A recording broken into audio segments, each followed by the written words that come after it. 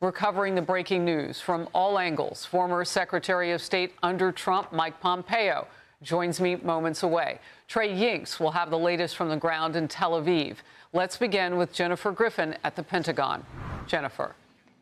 Harris, President Trump said last night this operation could last 4 weeks or less. The Pentagon did not want to put a timeline on it. It's been 60 hours of nonstop combat. The Pentagon says more than 1,000 targets were hit in the first 24 hours. But the most significant news to come out of the Pentagon briefing this morning was when General Dan Kane said that they had achieved air superiority. That means they have suppressed all of the Russian and Chinese-made air defense systems in less than 3 days. They did not hold up to U.S. stealth fighter jets and their precision missiles. Now those U.S. and Israeli warplanes can hunt down the mobile missile launchers that are terrorizing the Gulf states. At the press conference today, General Dan Kane, the chairman of the Joint Chiefs, went through a tick-tock of when the president gave the go-ahead, 3:38 p.m. on Friday, just minutes before landing in Corpus Christi, Texas. Major combat operations began early Saturday at 01:15 Eastern Daylight Time, Dan Kane said, when it was 9:45 a.m. in Tehran.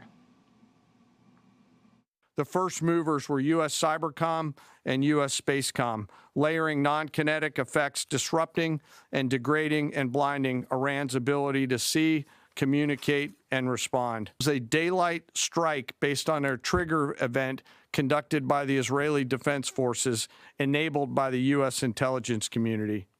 The first shooters at sea were Tomahawks unleashed by the United States Navy, closed in on Iranian naval forces, and began to conduct strikes across the southern flank in Iran. General Kane said more U.S. forces are flowing into the region. Secretary Hegseth would not rule out having U.S. troops on the ground in Iran. He didn't say it, but most likely he was referring to elite special operations units. The secretary said the 4 U.S. troops killed yesterday took a direct hit to the tactical operations center that they were manning, and took offense when reporters asked him to articulate why the American people are sending their men and women to war, and if he's concerned about it spiraling into a longer war. Did you not hear my remarks?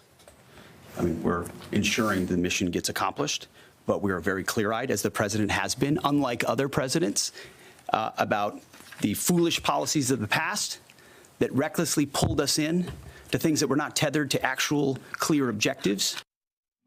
They gave few details about the 3 American F-15s and 6 pilots who were shot down by Kuwaiti friendly fire. All are safe. This is not Iraq. This is not endless. I was there for both. Our generation knows better, and so does this president. He called the last 20 years of nation-building wars dumb, and he's right. This is the opposite. This operation is a clear, devastating, decisive mission. Destroy the missile threat, destroy the Navy, no nukes. The secretary said this war is not about regime change, even though the president called on the Iranians to rise up and remove the regime, and has been very happy that 49 Iranian leaders were taken out in that first strike. The question is, how are unarmed Iranian civilians expected to overthrow Iran's vast security forces? And is this success if the same regime stays in place after this war ends? One question that was shouted at the end and left unanswered: how do you keep this from becoming an insurgency? Harris. Jennifer, real quickly before I let you go, also at that last news conference that we were watching, there was talk, and I don't know how firm this is, that perhaps Iran has some backup leadership in place now. It's not clear that hold that on, is really. I'm going to have to break away. We've got more breaking news. Hey, everyone. I'm Emily Campagno. Catch me and my co-hosts Harris Faulkner and Kaylee McEnany on Outnumbered every weekday at 12 p.m. Eastern, or set your DVR.